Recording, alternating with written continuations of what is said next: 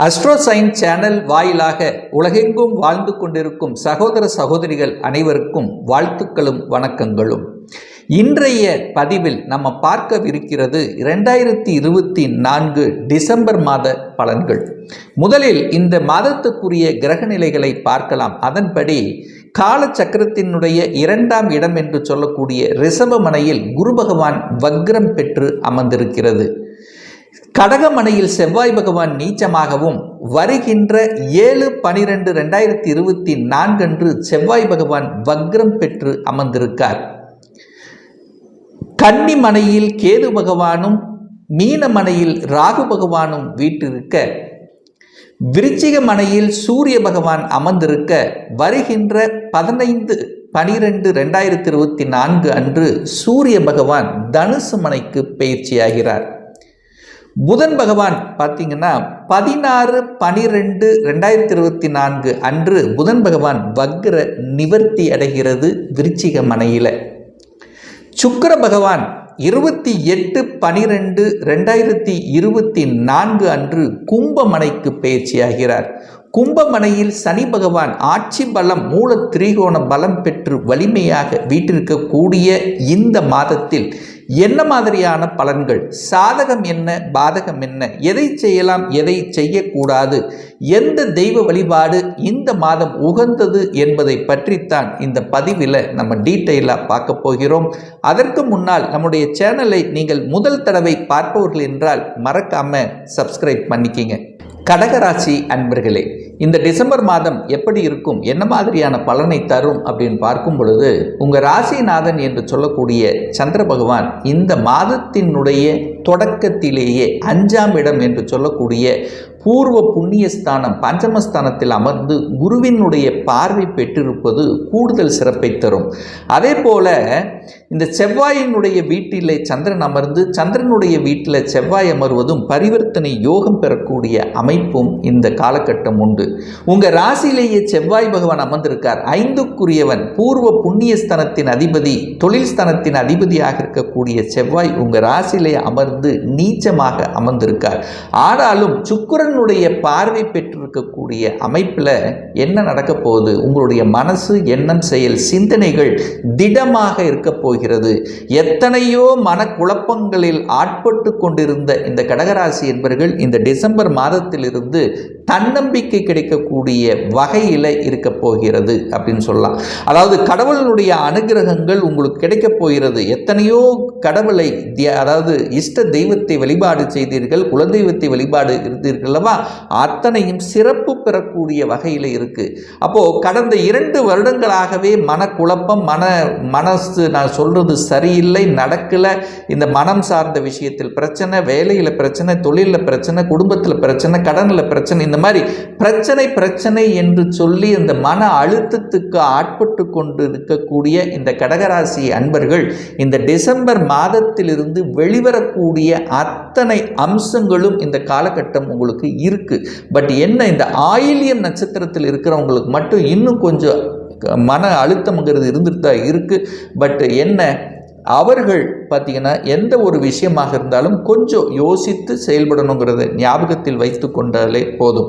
சரி, தனம் சார்ந்த விஷயங்கள், குடும்பம் சார்ந்த விஷயங்கள் எப்படி இருக்கும் அப்படின்னு பார்க்கும் பொழுது, அந்த தனஸ்தானத்தின் அதிபதியாக இருக்கக்கூடிய சூரிய பகவான் 5ஆம் இடத்துல பூர்வ புண்ணியஸ்தானம் பஞ்சமஸ்தானத்தில் அமருவது கூடுதல் சிறப்பை பெறக்கூடிய அமைப்பு. அதுவும் தனக்காரகன் என்று சொல்லக்கூடிய குருவினுடைய பார்வை பெற்றிருப்பதும் அதைவிட கூடுதல் சிறப்பை பெறும். அப்போ 5-11ஆம் இடத்தினுடைய தொடர்புகளை பெறும் பொழுது இயற்கையாகி அந்த இறைவன் கொடுத்த வரத்தினுடைய அடிப்படையில் நிச்சயமாக குடும்பம் நன்றாக இருக்க போகிறது அப்படின்னு அர்த்தம். அப்போ குரு சூரியன் இணைவதிலிருந்து சிவராஜ்ய யோகம் கிடைக்க போகிறது. குடும்பத்தில் பல பிரச்சனைகளை சந்தித்து கொண்டிருந்திருப்பீர்கள். தனத்தில் பிரச்சனை, குடும்ப உறுப்பினருக்குள்ள பிரச்சனை, கருத்து வேற்றுப்பாடுகள், ஈகோ கிளாஸ் அப்படின்னு சொல்லலாம், கணவன் மனைக்குள்ள சின்ன சின்ன தொந்தரவுகள். ஏன் இதெல்லாம் சொல்கிறேன் அப்படின்னா, சனியினுடைய பார்வை குடும்பஸ்தானத்தின் மீது பதிகிறது. 8ஆம் இடத்தில் இருக்கக்கூடிய அட்டமஸ்தானத்தில் இருக்கக்கூடிய சனி பகவான் குடும்பஸ்தான சுகஸ்தானத்தின் பதிகின்ற காரணத்தால் குடும்பத்தில் சில பாதிப்புகளை கொடுத்தே தீரும். கொஞ்சம் ஒரு மாதிரியான சங்கடங்களை உருவாக்கி கொண்டிருக்கக்கூடிய இந்த கடகராசி அன்பர்கள் இந்த டிசம்பர் மாதம் அதிலிருந்து விடுதலை பெற்று ஒரு ஏற்றத்தை கொடுக்கக்கூடிய, தன்னம்பிக்கை கொடுக்கக்கூடிய வகையில் இந்த மாதம் அமையப்பெறுகிறது அப்படிங்கிறத ஸ்ட்ராங்காக சொல்லலாம். அதே சமயத்தில் 5ஆம் இடத்துல பார்த்தீங்கன்னா குழந்தைகளின் நலன்கள் எப்படி இருக்கும், குழந்தை சார்ந்த விஷயங்கள் எப்படி இருக்கும்னு பார்த்தீங்கன்னா, அந்த 5ஆம் அதிபதி உங்கள் ராசிலேயே போய் உட்கார்ந்திருக்கார். உங்கள் எண்ணங்கள், செயல்கள், சிந்தனைகள் எல்லாம் குடும்பம் சார்ந்த விஷயம், பூர்வீகம் சம்பந்தப்பட்ட விஷயங்கள், பாக்கியம் சம்பந்தப்பட்ட விஷயங்கள், இதுதான் உங்களுடைய எண்ண ஓட்டங்கள் ஓடிக்கொண்டே இருக்கும். அதே குருவினுடைய பார்வை 5ஆம் இடத்தின் மீது பதிகின்ற காரணத்தால் நினைத்தது நடக்கும், தொட்டது துலங்கும், நினைத்த காரியங்கள் ஜெயமாக கூடிய தன்மை, கடவுளினுடைய அனுகிரகம் பரிபூர்ணமாக உங்களுக்கு கிடைக்கப் பெறுகிறது அப்படின்னு எடுத்துக்கலாம். குழந்தை பாக்கியம் இல்லாமல் தடைபட்டு கொண்டிருந்து பிரச்சனைகளை உருவாக்கி கொண்டிருந்த உங்களுக்கு குடும்பத்தில் ஒரு உறுப்பினரை இணைத்து கொள்ளக்கூடிய நிகழ்வு என்று சொல்லக்கூடிய அமைப்பில் குழந்தை பாக்கியம் ஏற்பட்டு அதனால் குடும்பத்தில் இருந்த குழப்பங்கள் விலகி குடும்பத்தில் அமைதியும் சந்தோஷத்தை கொடுக்கக்கூடிய வகையில் இந்த காலகட்டம் உங்களுக்கு அமையப்பெறுகிறது அப்படிங்கிறத ஸ்ட்ராங்காக சொல்லலாம். கடனால் பிரச்சனை, உடல்நலத்தால் பிரச்சனை, தொல்லைகள், இதெல்லாம் நிறைய பேர் இந்த கடகராசி அன்பர்கள் அனுபவித்து கொண்டிருந்திருப்பீர்கள். ஏதாவது ஒரு வழக்கு சார்ந்த விஷயத்தில் செய்யாத குற்றங்களுக்கு தண்டனை, பணம் எங்கேயாவது கொடுத்து அது எங்கேயாவது ஒரு இடத்தில் லாக் ஆகிவிட்டது, திருமணம் ஆகிவிட்டது, கணவன் ஒரு சைடு இருக்கு, மனைவி ஒரு சைடு, 2 பேரும் ஒன்று சேர முடியாத தன்மை.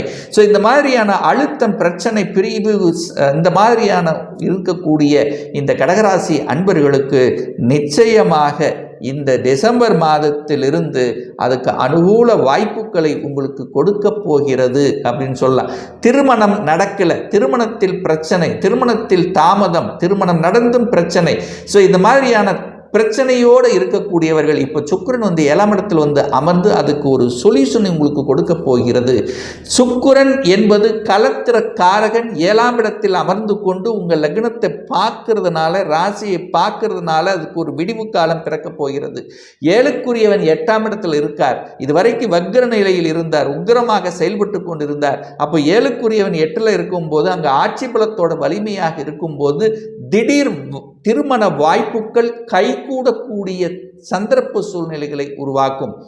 தடை திருமண தடை, திருமணத்தில் பிரச்சனை, வரமாட்டேங்குது, பொருந்தி வரமாட்டேங்குது, அப்படி பொருந்தி வந்தாலும் ஸ்டேட்டஸ் சரியாக, இப்படி ஒரு குழப்பமான தன்மையில் இருந்து கொண்டு கடந்த 2 வருடங்களாகவே பிரச்சனையோடு இருக்கக்கூடிய திருமண சுப காரியங்கள் நடக்கலை, கூட்டாளிகள் பிரச்சனை, தன்னுடைய சார்ந்த தனக்கு ஆப்போசிட் சார்ந்த விஷயத்தில் இருப்பவர்களுக்கு பிரச்சனை, அதாவது கணவன், அதாவது என்ன சொல்றது, ஆண்கள் சார்ந்த விஷயங்கள், பெண்கள் சார்ந்த விஷயத்தில், களத்திரம் சார்ந்த விஷயத்தில் பிரச்சனை, இப்படி இருந்து கொண்டிருந்தவர்களுக்கு இப்போ விடை கொடுக்கக்கூடிய சந்தர்ப்ப சூழ்நிலைகளை நிச்சயமாக உருவாக்கும்.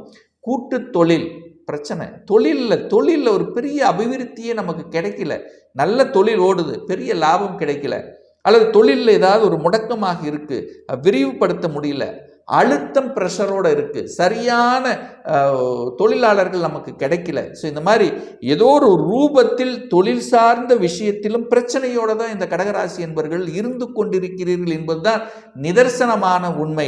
அத்தனைக்கும் விடை கொடுக்கக்கூடிய வகையில் இப்போ என்ன ஓட்டங்கள் மாறுபடும், அதாவது உங்களுடைய சிந்தனைகள் மாறுபடும்.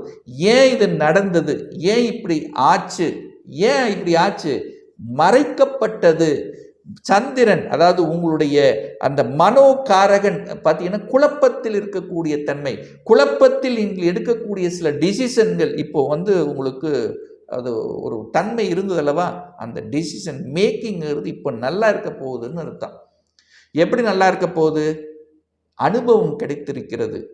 பணம் என்றால் என்ன, உறவுகள் என்றால் என்ன, தன்னை சுற்றி சூழ்ந்து கொண்டிருக்கிறவர்கள் யார், நண்பர்கள் எப்பேற்பட்டவர்கள் என்பது அத்தனையும் உங்களுக்கு புரிந்திருக்கும் இந்த கடகராசி என்பவர்களுக்கு.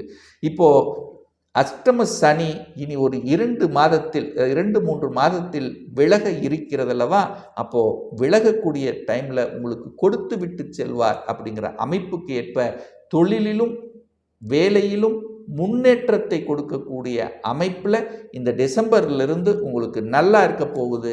வருகின்ற 2025ஆம் ஆண்டுங்கிறது இந்த கடகராசி என்பர்கள் எதெல்லாம் இழந்தீர்களோ அத்தனையும் மீட்டெடுக்கக்கூடிய வகையில் இந்த டிசம்பர் மாதம் உங்களுக்கு அதுக்கான ஒரு தொடக்கமாகவே நிச்சயமாக அமையுங்கிறதுல மாற்று கருத்து இல்லை. வெளிநாட்டுக்கு போனீங்க, வெளிநாட்டில் சரியாக இல்லை, வெளிநாட்டில் கஷ்டப்பட்டு கொண்டிருக்கிற அப்படின்னு இருக்கின்றீர்களா, அவர்களுக்கு விடுதலை கிடைக்கக்கூடிய அமைப்பும் இருக்கிறது.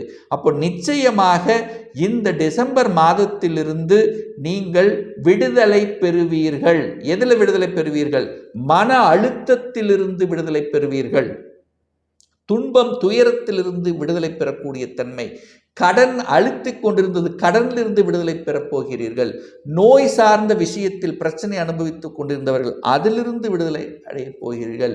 வேலையில் அழுத்தம், பிரஷர், மேலதிகாரிகள் தொந்தரவு, வேலை சரியாக கிடைக்கல அல்லது வேலை இருந்தும் அங்கே பிரச்சனையாக இருந்தவர்கள் அதிலிருந்து விடுதலை பெறப் போகிறீர்கள். பணம் சார்ந்த விஷயத்தில் தொந்தரவு பிரச்சனையாக இருந்ததல்லவா, அந்த பணப்பிரச்சனையிலிருந்து விடுதலை பெறுவீர்கள். பணம் எங்கேயாவது கொடுத்து எங்கேயாவது ஒரு லாக் ஆகி கொடுத்த பணம் திரும்பி வரலையே அப்படின்னு இருந்தவர்கள் அது திரும்பி வரக்கூடிய வாய்ப்புகள், சந்தர்ப்பங்களை நிச்சயமாக உருவாக்கும். அப்போ என்ன, இந்த மாதத்திலிருந்து நீங்கள் ஒவ்வொரு படிக்கட்டுகளாக ஏறக்கூடிய வாய்ப்புகள், சந்தர்ப்பங்களை உருவாக்கும். கெட்டியாக பிடித்து கொள்வது நல்லது. உங்கள் குல தெய்வத்தின் வழிபாடு உங்களுக்கு அனைத்து விதத்திலும் நன்மையை ஏற்படுத்தி தரும். என்ன சார், கடகராசி என்பவர்களுக்கு இப்போ சனி திசை நடக்குதுன்னு வச்சுங்களேன். சனி திசை அல்லது சனி புத்தி யாருக்கெல்லாம் நடந்து கொண்டிருக்கிறார்களோ அவர்களுக்கு கடினமான மன உளைச்சல் இருக்கும், கண்டிப்பாக இருக்கும். குடும்பத்தில் இருக்கும், குடும்ப பிரச்சனை, தன பிரச்சனை, பொருளாதார பிரச்சனை, வேலையில் பிரச்சனை, இந்த மாதிரி அழுத்தம் பிரச்சரோடு இருக்கக்கூடிய நபர்கள் அப்படின்னா இந்த சனி திசை சனி புத்தி நடந்துட்டு இருக்கும். அவங்களுக்கு கொஞ்சம் ஒரு இக்கு வச்சு கொஞ்சம் ஒரு என்ன சொல்கிறது, வளைவு நெளிவு சுழிவாக செயல்பட்டு கொண்டீர்கள் என்றால் உங்களுக்கு பிரச்சனை ஏற்படுத்த போவது இல்லை.